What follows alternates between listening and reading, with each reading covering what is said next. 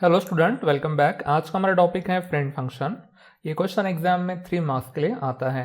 What are the characteristic of friend function या what is friend function, what are the friendly function, ऐसे various type में question exam में पूछा जाता है।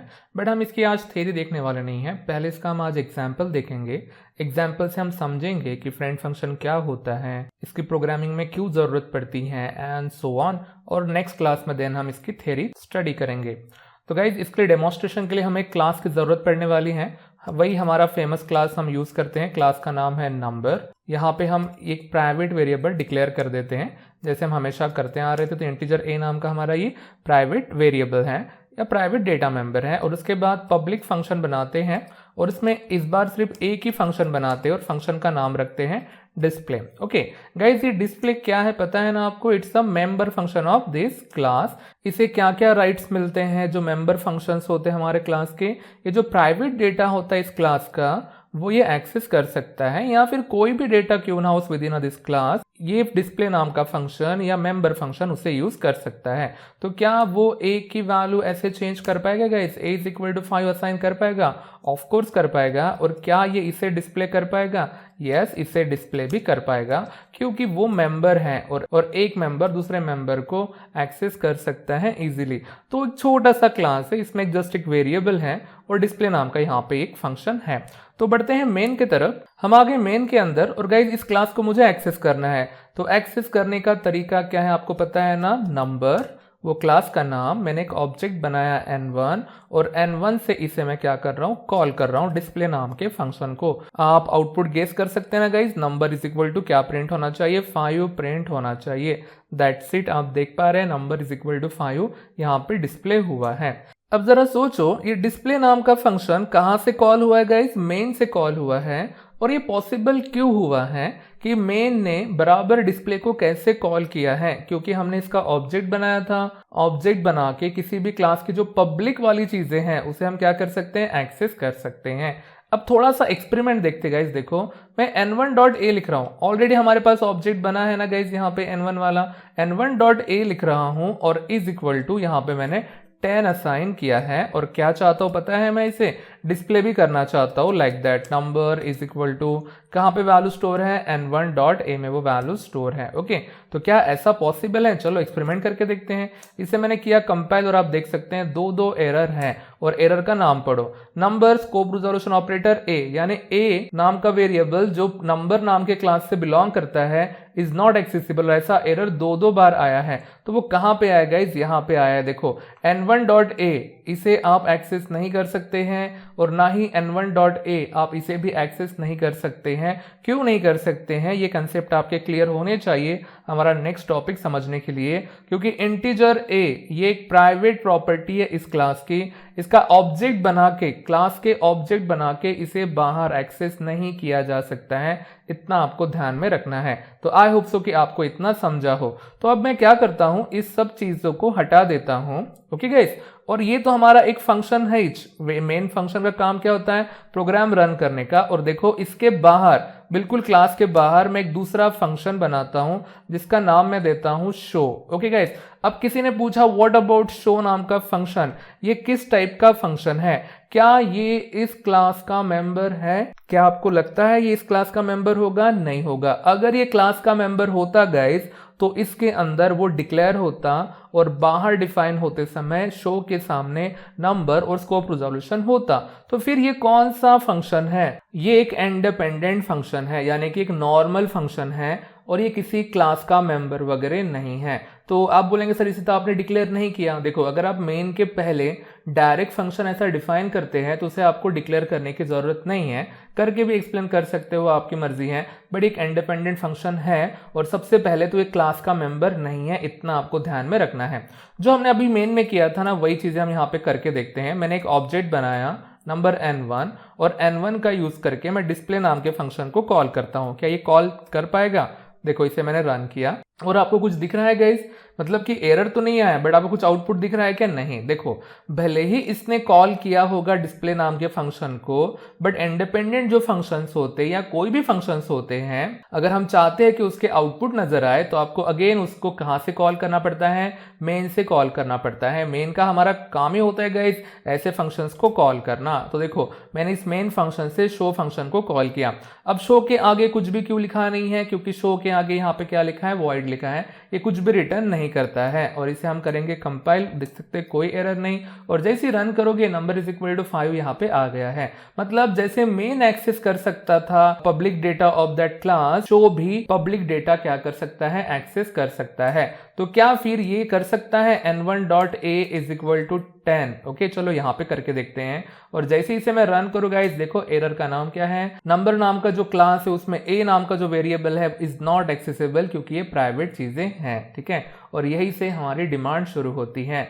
हम चाहते हैं कि जो प्राइवेट डेटा है जैसे इंटीजर ये है, ये क्लास के अंदर तो एक्सेस हो ही सकता है ना, क्यों ना क्लास के बाहर भी किसी फंक्शन को अलाउड कर दिया जाए एक्सेस करने के लिए। और वही से हमारा टॉपिक शुरू होता है फ्रेंड फंक्शन। देखो गाइस, हम क्या कर सकते हैं, इस फंक्शन को, ये जो हमारा फंक्शन है ना, इस फंक्शन को हम इस क्लास का फ्रेंड बना सकते हैं। जैसे रियल लाइफ में नहीं होता है क्या? आपके फैमिली के फ्रेंड हो सकते हैं ना, आपका फ्रेंड हो सकता है ना, और जो फ्रेंड होता है ना वो दूसरे फैमिली से बिलोंग करता है या इंडिपेंडेंट रहता है, वो आपके फैमिली का पार्ट नहीं होता है। वैसे ही गाइस, इस शो नाम के फंक्शन को आप इस क्लास का क्या बना सकते हैं? फ्रेंड बना सकते हैं। ओके, देखो फ्रेंड कैसे बनाते हैं? फिर बस आपको क्लास को बताना है कि फ्रेंड, ऐसा कीवर्ड लिखना है वॉइड लिख के, जो भी रिटर्न डेटा टाइप होगा, और शो लिख के आप ऐसा बता सकते हैं। सबसे पहले तो ये कोई नॉर्मल डिक्लेरेशन नहीं है गाइस, ये डिक्लेरेशन नहीं है, जस्ट इंडिकेशन है। हम एक क्लास को बता रहे हैं, इस फैमिली को बता रहे हैं कि बाहर जो पर्सन है, बाहर जो एक दूसरा फंक्शन है, वो इस फैमिली का क्या है? फ्रेंड है। और फ्रेंड क्या कर सकता है पता है गाइस? फ्रेंड पब्लिक चीजें तो आपके घर की यूज कर ही सकता है, प्राइवेट चीजें भी वो यूज कर सकता है। और वही जैसा रियल लाइफ में होता है वैसा भी यहाँ पे होता है। तो देखो गाइज, यहाँ पे हमने शो नाम के फंक्शन में देखो अब 10 स्टोर किया है ना, यहाँ पे ए में डिस्प्ले नाम का फंक्शन हम हटा देते हैं और यहीं पे वैल्यू डिस्प्ले करके देखते हैं कि सच में ये शो कर पा रहा है कि नहीं कर पा रहा है। तो number is equal to n1.a ऐसा हम लिखते हैं और इसे कंपाइल करते हैं और आप देख सकते हैं कि ये एक कोई भी एरर नहीं है। और अभी आंसर क्या आना चाहिए? नंबर इज इक्वल टू 10 आना चाहिए। देखो यहाँ पे ऐसा हुआ है। तो क्या मेन में भी ऐसा ही होगा क्या? तो आप चेक करो गाइस, ऐसे ही यहाँ पे n1.a, सबसे पहले तो आपको ऑब्जेक्ट बनाना पड़ेगा। तो देखो यहाँ पे हमने ऑब्जेक्ट बनाया नंबर n1 और n1.a इज इक्वल टू 25। और देखो स्टिल यहाँ पे एक एरर आएगा, कौन सा? Number a is not accessible. Main में एक्सेस नहीं हो रहा है बट शो में एक्सेस हो रहा है, क्योंकि हमने उस फैमिली को बताया है, उस क्लास को हमने बताया है कि वॉइड शो क्या है? उसका फ्रेंड है। आप चाहे तो मेन को भी फ्रेंड बना सकते हो, बस वॉइड शो की जगह वॉइड मेन लिख दो। तो ऐसी कुछ कैरेक्टरिस्टिक है हमारे फ्रेंड फंक्शन की, या डिमांड है। फ्रेंड फंक्शन आपको कब यूज करना है गाइस? जब आप चाहते हैं कि private data of the class outside the class use हो सके। इसका सॉल्यूशन भी हमारे पास था। ये सॉल्यूशन था कि इस इंटीजर a को प्राइवेट की जगह पब्लिक डिक्लेयर कर दो गाइस। बट इसका डिसएडवांटेजेस ये था कि शो ही नहीं, उसको मेन भी यूज कर सकता था, फिर a को बाकी कोई भी फंक्शन होंगे ना वो यूज कर सकते थे। हम चाहते कि पर्टिकुलर फंक्शन ही प्राइवेट डेटा को यूज कर सके, और उसके लिए हमने देखो इस फंक्शन को यहाँ पे क्या बनाया? फ्रेंड बनाया। तो आपको फ्रेंड बाहर वगैरह नहीं लिखना है यहाँ पे इस वॉइड शो के सामने, बस आपको अंदर बताना है। और अगर गाइज आप इसे हटा देते हैं ऐसा फ्रेंड, तो इसका मतलब होता है वॉइड शो उस क्लास का अब मेंबर ही है। फिर इसको आपको नॉर्मल तरीके से डिफाइन करना पड़ेगा, शो के सामने number, then scope resolution operator and so on, ये करना पड़ेगा। बट हमें ऐसा नहीं करना है, हमें जस्ट बताना है कि वो जस्ट फ्रेंड है, और ऐसा ही हमारा टॉपिक है। आई होप सो कि आपको ये समझा हो कि फ्रेंड कैसे होते हैं। जैसे हमारे रियल लाइफ में फ्रेंड होते हैं ना गाइज, वैसे ही इस प्रोग्रामिंग के दुनिया में भी फ्रेंड होते हैं। फ्रेंड प्राइवेट डेटा एक्सेस कर सकता है क्लास का, बट उसे ऑब्जेक्ट बनाना पड़ेगा। ओके, देखो डिस्प्ले में हमने कोई ऑब्जेक्ट बनाया क्या? नहीं, क्योंकि वो मेंबर था तो वो डायरेक्ट यूज कर सकता है। फ्रेंड कोई मेंबर तो नहीं है ना, बट ऑब्जेक्ट का यूज करके स्टिल वो प्राइवेट प्रॉपर्टी क्या कर सकता है? एक्सेस कर सकता है। तो आई होप सो कि इतना आपको समझा होगा। तो इसी के ऊपर हम एक प्रोग्राम देखते हैं। प्रोग्राम का नाम है addition of two integer numbers by using friend function. Addition के प्रोग्राम हमने बहुत बार किए हैं ऊप से गाइस, तो बस आज फ्रेंड फंक्शन से हम करने वाले हैं। ऑलरेडी एक क्लास बना है क्लास नंबर, उसमें एक प्राइवेट वेरिएबल है इंटीजर ए, एक ही है, जबकि हमें दो नंबर की एडिशन करनी है। कैसे करना है इसका हमने little bit concept previous classes में हमने पढ़ चुके हैं, तो वही कंसेप्ट का हम यहाँ पे यूज करते हैं। मैं यहाँ पे एक फंक्शन बनाता हूँ पब्लिक में void get data, और इस बार इसके अंदर हम एक वैल्यू लेके आते हैं, जैसे कि वो कोई भी यूजर मेन से वैल्यू रीड करके यहाँ पे सेंड कर सकता है, और फाइनली वो वैल्यू कहाँ पे स्टोर हो जाएंगी, ए में स्टोर हो जाएंगी। तो इसके बारे में आपको आइडिया है, और कुछ भी यहाँ पे मैं नहीं बनाता हूँ, ठीक है। नो डिस्प्ले नथिंग, कुछ भी नहीं। जो भी चीज करेंगे हम अब सब कुछ बाहर करेंगे। किसी ने पूछा ये क्लास क्या करता है, तो आपका सिंपल सा आंसर होना चाहिए, ये क्लास एक नंबर बस रीड करता है और कुछ नहीं करता है, ना डिस्प्ले करता है ना कुछ नहीं करता है, ठीक है। तो देखो हम आगे मेन में गाइस, और क्यों ना हम इस क्लास के ऑब्जेक्ट बनाया जाए। तो मैंने नंबर n1 ऐसा पहला ऑब्जेक्ट बनाया, एंड देन n2 ऐसा दूसरा ऑब्जेक्ट बनाया, देखो। और n1 से हम पहले फंक्शन को कॉल करते हैं गेट डेटा, और यहाँ पे एक वैल्यू भेज देते हैं 10। आप चाहें तो वैल्यू रीड कर सकते हैं यूजर से, जैसे हमने प्रीवियस क्लास में कॉम्प्लेक्स नंबर में हमने किया था। मैं इस बार डायरेक्ट भेज रहा हूँ, क्योंकि बस हमें कंसेप्ट से मतलब है फ्रेंड फंक्शन के, इसलिए मैं डायरेक्ट यहाँ पे वैल्यू रीड कर रहा हूँ। वैसे ही n2 का यूज करके गाइज इसी सेम फंक्शन को आप यहाँ पे कॉल कर सकते हैं, और इस बार हम यहाँ से 20 भेजेंगे। यानी अल्टीमेटली आपने क्या किए हैं, दो वैल्यू रीड की है, एक 10 और 20।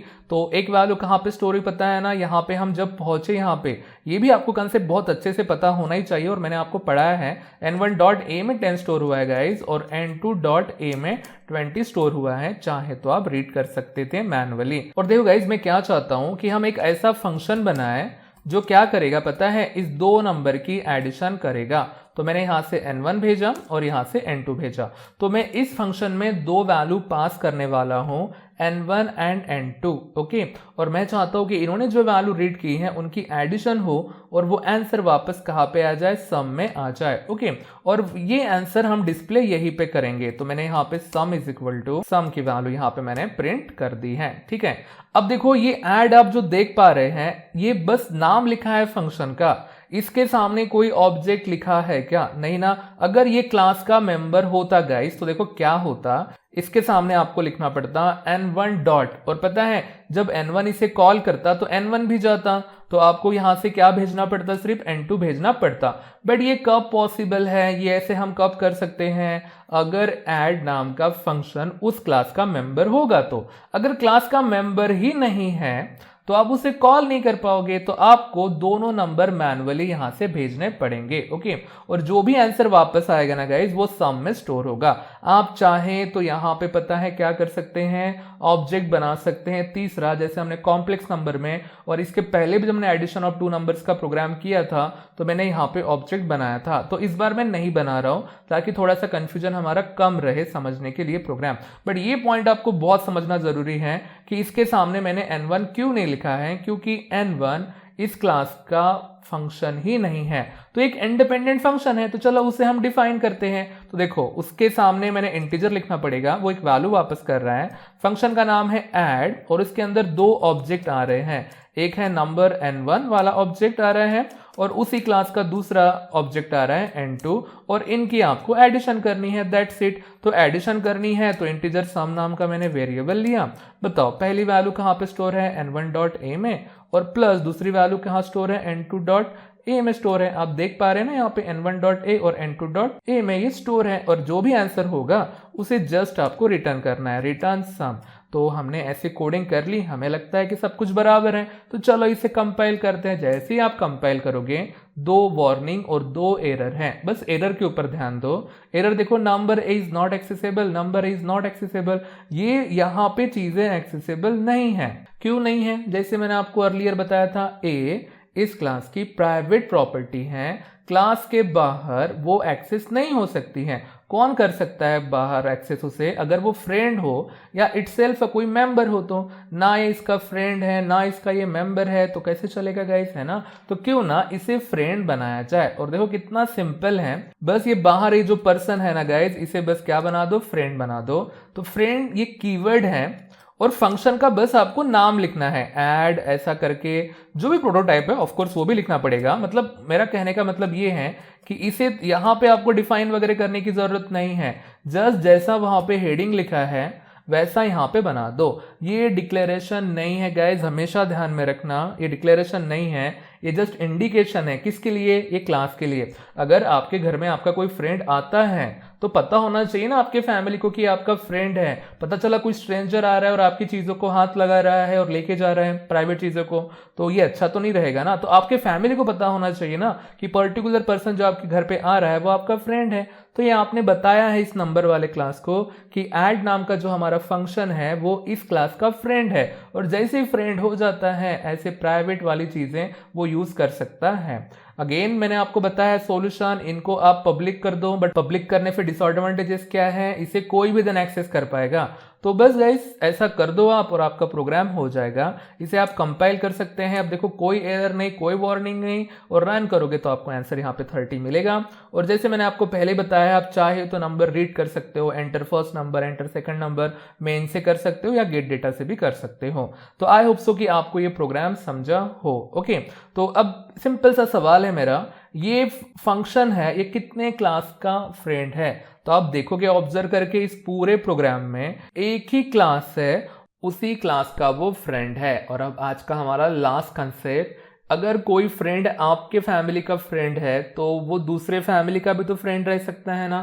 तो इसका फायदा क्या होता है पता है गाइस? वो जो फ्रेंड फंक्शन है वो फर्स्ट फैमिली का भी डेटा यूज कर पाएगा और दूसरे फैमिली का भी डेटा यूज कर पाएगा। तो इसी प्रोग्राम में हम थोड़े चेंजेस करते हैं। जो हमारा क्लास नंबर है ना गाइस, इसे मैं नंबर 1 बोल देता हूं, ठीक है। मैंने क्लास के नाम में 1 लगाया है। इससे क्या हो जाएगा पता है? ये दूसरा क्लास हमारा हो जाएगा।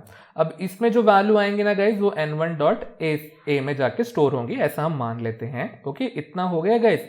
और अब देखो इसी को हम कॉपी करते हैं, सेम फंक्शन को कॉपी करके पेस्ट कर देते हैं। मैंने कर दिया पेस्ट, और दूसरे क्लास को हम नाम दे देते हैं नंबर 2। ओके, आप थोड़ा सा अच्छे से ऑब्जर्व करो, ये हमारा पहला क्लास है, क्लास नंबर 1। इसमें सेम वेरिएबल है, इंटीजर a एंड सेम सब कुछ सेम कोडिंग है। इसके बाद क्लास नंबर 2 में भी सेम कोडिंग है, बट पता है गाइज ये दोनों अपने आप में अलग अलग दुनिया है। और मान लेते हैं कि इसे हम कॉल n2 से करने वाले हैं, तो इसमें n2.a में यहाँ पे क्या स्टोर हो जाएगा? 20 स्टोर हो जाएगा। ओके, और वो जो हमारा फंक्शन है ऐड नाम का, अब देखो ये क्या करता है, इसमें नंबर 1 वाले क्लास का भी ऑब्जेक्ट आने वाला है और नंबर 2 वाले भी क्लास का ऑब्जेक्ट आने वाला है, और वो उसकी एडिशन करके बताएगा। मतलब अल्टीमेटली एक वैल्यू दूसरे क्लास से आ रही है और दूसरे वैल्यू दूसरे क्लास से आ रही है। देखो यहाँ पे जब मैं इसकी डेफिनेशन लिख रहा हूं तो आप अच्छे से ऑब्जर्व करो, नंबर 1 एंड नंबर 2 ऐसे हमारे क्लास के नाम है। तो जब आप इसको बताओगे, देखो गाइस आपको अब दोनों क्लास को बताना जरूरी है, ये दोनों का फ्रेंड है। देखो मैंने ये पहला जो लिखा है यहाँ पे, इसमें हम थोड़े से चेंजेस कर देते हैं, यहाँ पे कर देते हैं नंबर 1 और यहाँ पे कर देते हैं नंबर 2। वैसे ही यहाँ पे हम कर देते हैं नीचे में भी नंबर 1 और यहाँ पे भी नंबर 2। तो मैंने क्या कहा, क्या किया है पता है? दोनों फैमिली को बता दिया है कि जो ऐड नाम का फंक्शन है वो दोनों का फ्रेंड है। ओके, मतलब ये ऐड नाम का फंक्शन ऊपर वाले भी यानी नंबर 1 वाले का भी डेटा एक्सेस कर पाएगा और नंबर 2 का भी डेटा क्या कर पाएगा? एक्सेस कर पाएगा। तो ऐसा हमारा ये सिनारियो है। आई होप सो कि इतना आपको समझा हो। और रही बात गाइज, ये जो फ्रेंड फंक्शन होते हैं ना, आप इसको प्राइवेट में इंडिकेट करो या पब्लिक में इंडिकेट करो, कोई फर्क नहीं पड़ता है। ये डिक्लेरेशन थोड़ी है, जस्ट इंडिकेशन है कि ये सबका फ्रेंड है।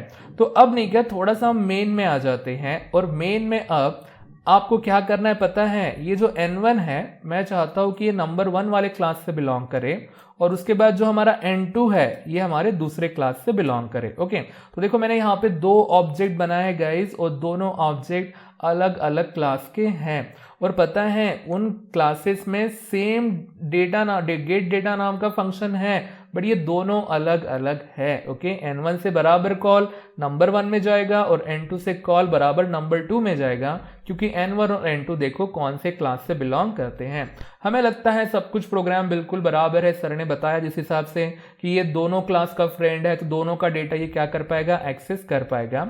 बट ऐसा नहीं है, एक छोटा सा ट्विस्ट है, इसे कंपाइल करते हैं और देखो गाइस 2 वार्निंग और 2 एरर आया है। हमें बस एक ही एरर के ऊपर ध्यान देना है। एक लाइन हाईलाइट हुई है और एक्सपेक्टेड करके यहाँ पे लिखा है, देखो ये इस लाइन के ऊपर एरर है। और एरर क्या है मैं आपको बता देता हूं। जब ये प्रोग्राम कंपाइल होता है तो आपको पता है फर्स्ट लाइन से ये कंपाइल होना शुरू हुआ। ओके, कंपाइल होते होते क्लास नंबर 1 एक प्रकार का डिक्लेरेशन है। कंप्यूटर को समझ गया कि नंबर 1 नाम का एक हमारा क्लास है। ओके, और उसके अंदर सब कुछ चीजें डिक्लेयर होते होते आ गई।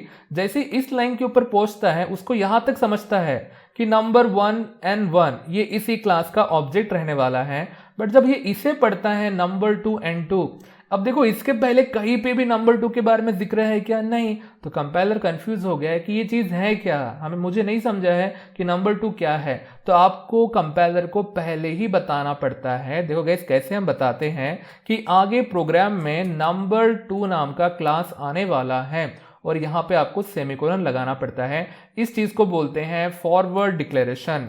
और फॉरवर्ड डिक्लेरेशन की जरूरत क्यों है आपको मेरे ख्याल से समझ गई है। कंपाइलर को बताना बहुत जरूरी है, ऐसे प्रोग्राम में तो बहुत ही कंपलसरी हो जाता है, अदरवाइज ऐसे ही एरर आएंगे। देखो मैंने बस उसे डिक्लेयर किया है। ओके, डिफाइन तो बाद में आने वाला है ना। देखो मतलब कंप्यूटर को एक आइडिया आ गई कि चलो नंबर 2 नाम का एक क्लास आने वाला है, आया तो नहीं है बट है, वो कहीं तो भी है, ऐसा उसका मीनिंग होता है। और उसके नीचे ही यहाँ पे है। तो ये कंपाइल टाइम एक एरर है गाइस, इसको हमने एलिमिनेट कर दिया है। कंपाइल करते हैं प्रोग्राम तो अब कोई एरर नहीं, आपको एज आउटपुट आपको कोई चेंजेस नहीं मिलने वाले हैं। जैसा आपने बताया है वैसे का वैसा ये प्रोग्राम होगा। आप चाहे तो यूजर से वैल्यू रीड कर सकते हैं। तो ये हमारा गाइस फ्रेंड फंक्शन के प्रोग्राम, इसके ये एग्जाम्पल हैं।